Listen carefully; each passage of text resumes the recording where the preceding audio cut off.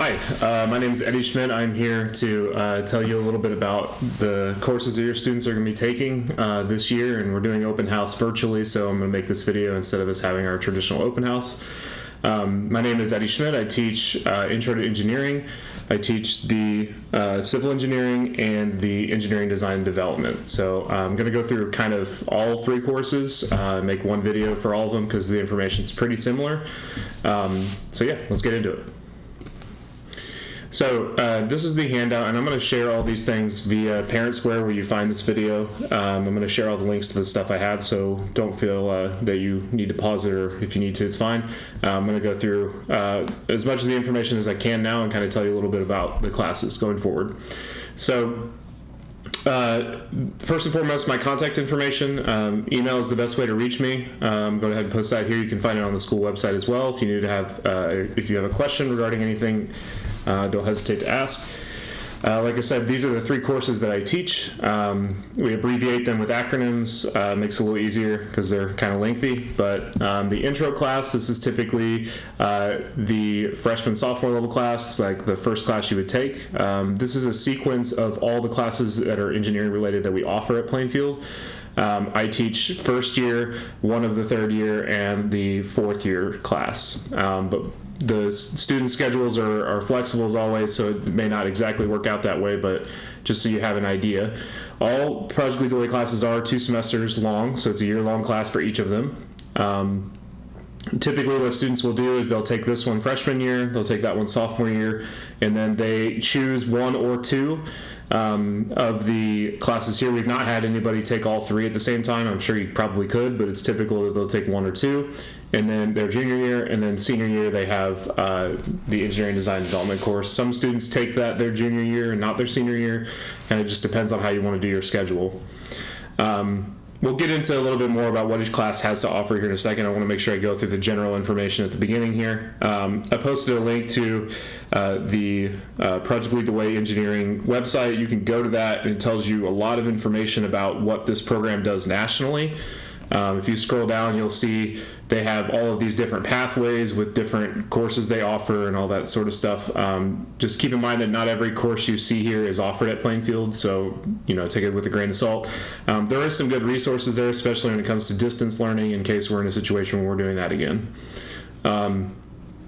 Okay, so classroom procedures. All these things apply to all the classes, so we'll go ahead and go through these. I'm a real big proponent that students shouldn't be doing homework. It's something I advocate for. I think that just like a job, if you show up and you do your job and you do it well, it shouldn't require anything outside of school. That being said, sometimes it does if you're behind or if you need extra resources for things, or it just depends. But typically I don't assign homework. Grading is done on a total points system. So what this means is you can take your total points possible that you earned, and you can divide that by the total possible points that there are, and that will give you your current percentage. That makes up the 85% of your grade. Okay, and I talk about total points and I'm talking about percentages. The PHS policy is that the 15% of their total semester grade goes through a final exam. Sometimes that exam is paper, pencil, fill in the bubbles. Sometimes it's an assessment that I have them do, and I assign that as the final exam. It kind of depends on the situation, and the kids will be well aware of that before they go through the process of taking it. That being said, there is no mystery when it comes to why somebody has a grade they do. I get this question a lot. Simply put, assuming my grades are accurate and are updated in the grade book, which we're required to do once a week, so it for sure will be at least that. There is no mystery. The points they earn divided by the points possible is what their grade is, and it's just that simple. What I will do is, under normal circumstances, when we're in class and we're in the groove doing normal classroom things, if I go to grade an assignment, which is typically about a week after it's been submitted or less, what I will do is any student who hasn't submitted anything, I will put in a 0, and in the grade book I will make a note as to why that's a 0. Okay, I always put it in there as either missing, or it'll say like, you did this incorrectly, I want you to resubmit. So please, if you have a question about a grade, check PowerSchool and look at the notes that I posted on there, because it probably will answer your question before you email me.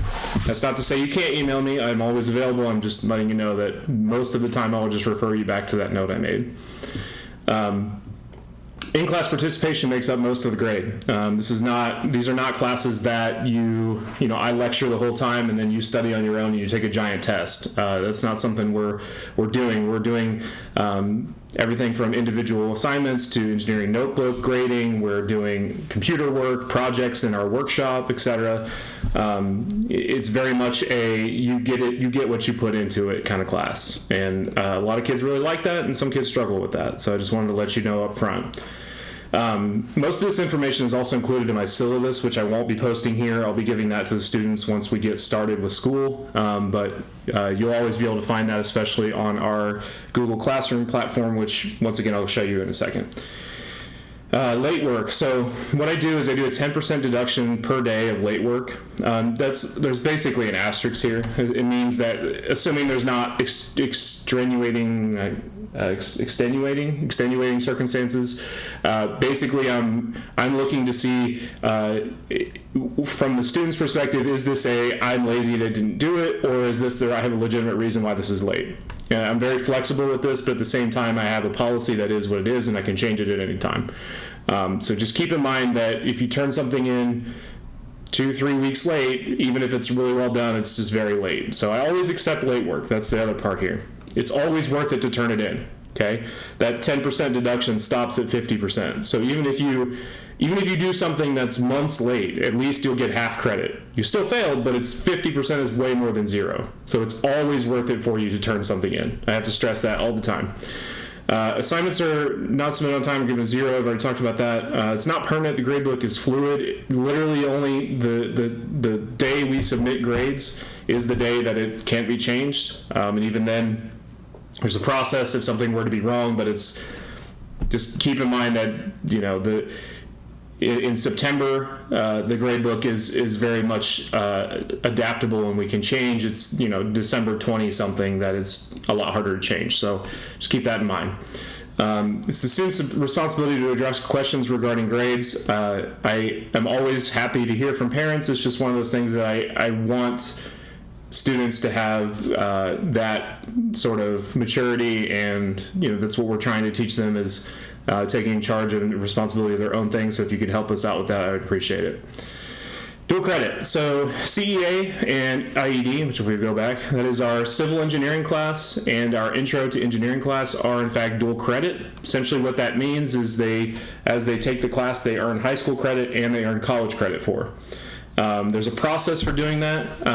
You have to fill out an application online. We go through it when the start of school happens. It's a lengthy process, but it's one of those that if a student follows directions and follows what we do, and most of them end up signing up just fine. There'll be a separate sign up for this. Information will come later for that. Whether I get this question a lot, will the credit transfer to Purdue, to Ball State, to wherever this person is trying to go to college?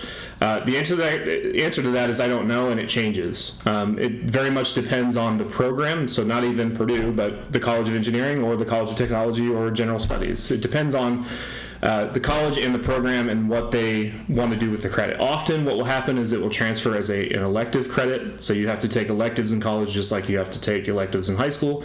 The push come to shove, they don't accept the credit. It's also free. It doesn't cost you anything. So there's kind of no reason to not do it.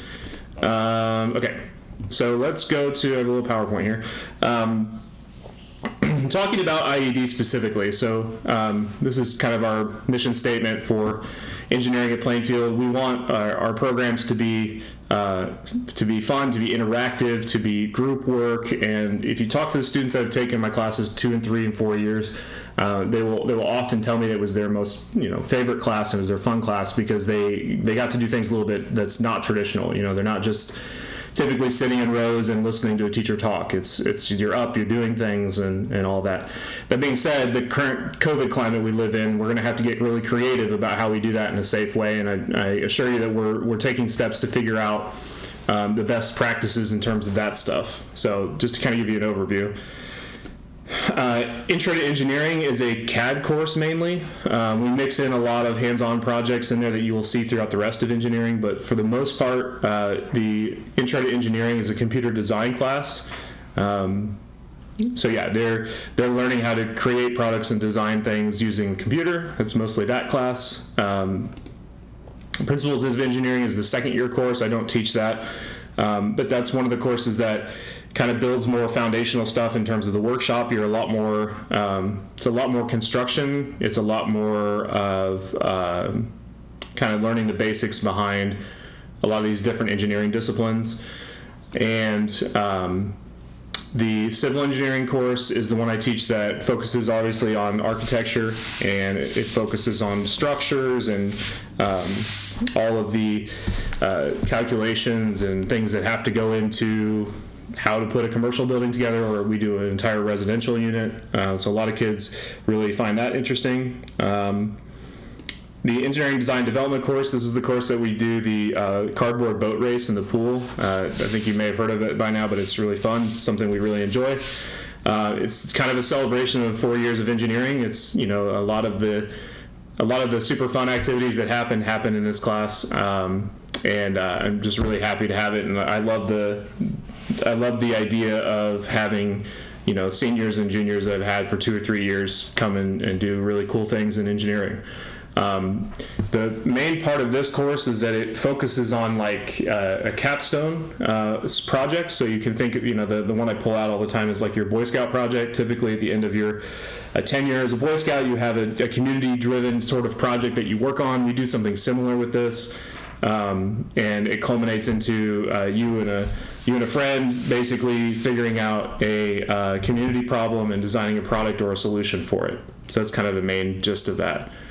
So I went through those really fast, and there's a lot of information elsewise, but I didn't want to bore you with the super long video. So I wanted to give you a basic overview, and like I said, if you have questions, you can refer to the resources I posted, and also just email me with questions. Thanks, guys.